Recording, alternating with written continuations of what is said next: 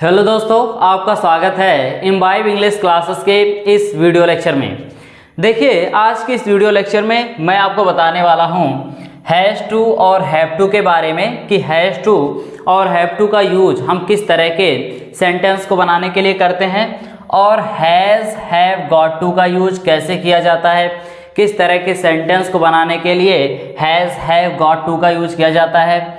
Had to, had got to, has, have to have, had to have, इन सभी का use किस तरह के सेंटेंस को बनाने के लिए करेंगे, हमारे सेंटेंस में क्या सेंस आएगा जहां पे इन सभी का यूज किया जाएगा सेंटेंस को बनाने के लिए। तो आज के इस वीडियो लेक्चर में आप इन सभी के बारे में वन बाय वन करके जानने वाले हैं।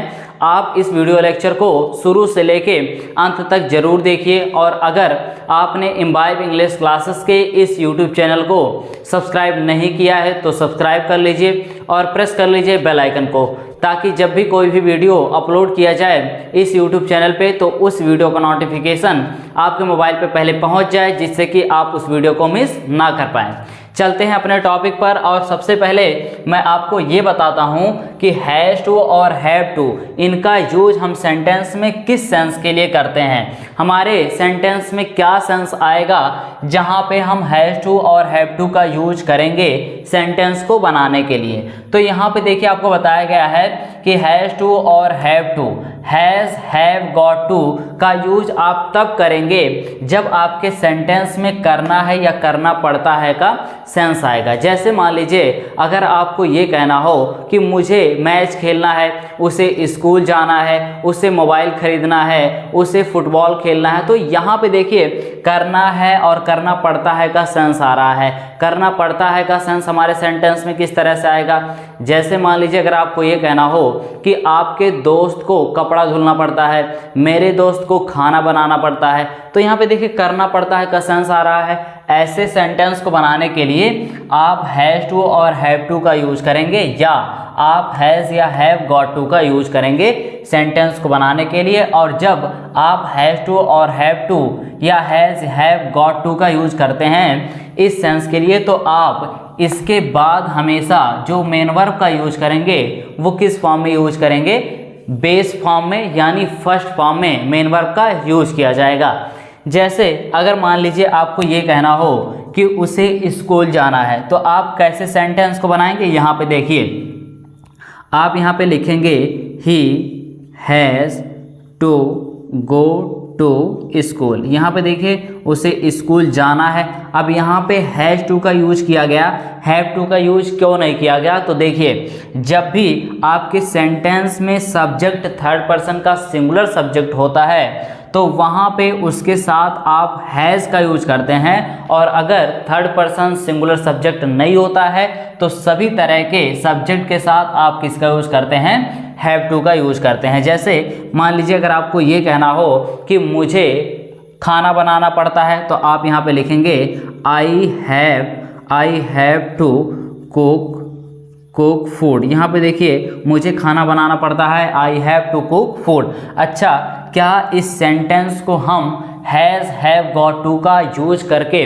बना सकते हैं? हाँ, हम यहाँ पे ये लिख सकते हैं he has got to go to school. यहाँ पे इस तरह के सेंटेंस को आप हैज़ गॉट टू का यूज करके भी बना सकते हैं। यहाँ पे अगर आप I have to cook food को अगर हम यहाँ पे गॉट टू का यूज करके बनाते हैं सेंटेंस, तो क्या बनेगा, I have got to cook food. यहाँ पे देखिए कुक फूड। इस तरह से आप क्या करते हैं, सेंटेंस को बनाते हैं जब आपके सेंटेंस में करना है या करना पड़ता है का सेंस आता है तब। अब हम बात करते हैं हैड टू और हैड गॉट टू के बारे में कि इनका यूज हम सेंटेंस में किस तरह से करेंगे, हमारे सेंटेंस में क्या सेंस आएगा जहाँ पे हैड टू या हैड गॉट टू का यूज किया जाएगा सेंटेंस को बनाने के लिए। तो आपको यहाँ पे देखिए बताया गया है कि जब आपके सेंटेंस में करना था या करना पड़ा या करना पड़ता था का सेंस आएगा, तो वहाँ पे आप क्या करेंगे, हैड टू या हैड गॉट टू का यूज करेंगे सेंटेंस को बनाने के लिए। और जब आप हैड टू या हैड गॉट टू का यूज करेंगे इन सभी सेंस के सेंटेंस को बनाने के लिए, तो इसके बाद जो आप मेन वर्ब का यूज करेंगे वो किस फॉर्म में यूज करेंगे? बेस फॉर्म में, यानी फर्स्ट फॉर्म में। अब ये सेंस हमारे सेंटेंस में किस तरह से आ सकता है? जहाँ पे करना था का सेंस आएगा। जैसे अगर आपको ये कहना हो कि उसे आज स्कूल जाना था, उसे एक बाइक खरीदना था, उसे बाइक चलाना था, तो यहाँ पे देखिए करना था का सेंस आ रहा है। करना पड़ा, जैसे मुझे आज आपके साथ खेलना पड़ा, उसे मेरे साथ आना पड़ा, तो देखिए करना पड़ा का सेंस आ रहा है। करना पड़ता था का सेंस किस तरह से आएगा? जैसे अगर आपको ये कहना हो कि जब मैं कक्षा 5 में पढ़ रहा था तो मुझे रोज़ स्कूल जाना पड़ता था, मेरे दोस्त को मेरे घर आना पड़ता था, तो यहाँ पे देखिए करना पड़ता था का सेंस आ रहा है। ऐसे सेंटेंस को बनाने के लिए आप क्या करेंगे? हैड टू या हैड गॉट टू का यूज करेंगे, और इसके बाद जो मेन वर्ब का यूज होगा वो किस फॉर्म में? बेस फॉर्म में, यानी फर्स्ट फॉर्म में। अब यहाँ पे हम सेंटेंस को बनाते हैं। कैसे सेंटेंस बनेगा? जैसे मान लीजिए अगर आपको ये कहना हो कि उसे मेरे घर आना पड़ता था, यहाँ पे देखिए उसे मेरे घर आना पड़ता था। He had to come to my home. यहाँ पे देखिए आपका सेंटेंस बना और आपने यहाँ पे हैड टू का यूज किया, इसके बाद वर्ब की कौन सी फॉर्म? फर्स्ट फॉर्म का यूज किया गया। अच्छा, मान लीजिए अगर आपको ये कहना हो कि रोहन को उसके साथ जाना पड़ा, तो यहाँ पे आप लिखेंगे Rohan had to go with, यहाँ पे विद हिम। यहाँ पे देखिए आपका सेंटेंस क्या हो गया? क्लियर हो गया। हैड टू का यूज आपने किया, इसके बाद मेन वर्ब किस फॉर्म में? फर्स्ट फॉर्म में। अच्छा, करना पड़ता था, जैसे सूरज को कपड़ा धुलना पड़ता था, तो यहाँ पे आप लिखेंगे Suraj had to wash the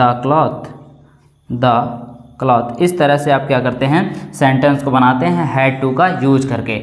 अच्छा, क्या जहाँ पे हमने हैड टू का यूज किया है सेंटेंस को बनाने के लिए, इस सेंस के लिए, क्या वहाँ पे हम हैड गॉट टू का यूज कर सकते हैं? हाँ, वहाँ पे हम क्या कर सकते हैं? हैड गॉट टू का यूज कर सकते हैं। जैसे अगर हम यहाँ पे हैड गॉट टू का यूज करें तो हमारा सेंटेंस क्या होगा? He had got to come to my home.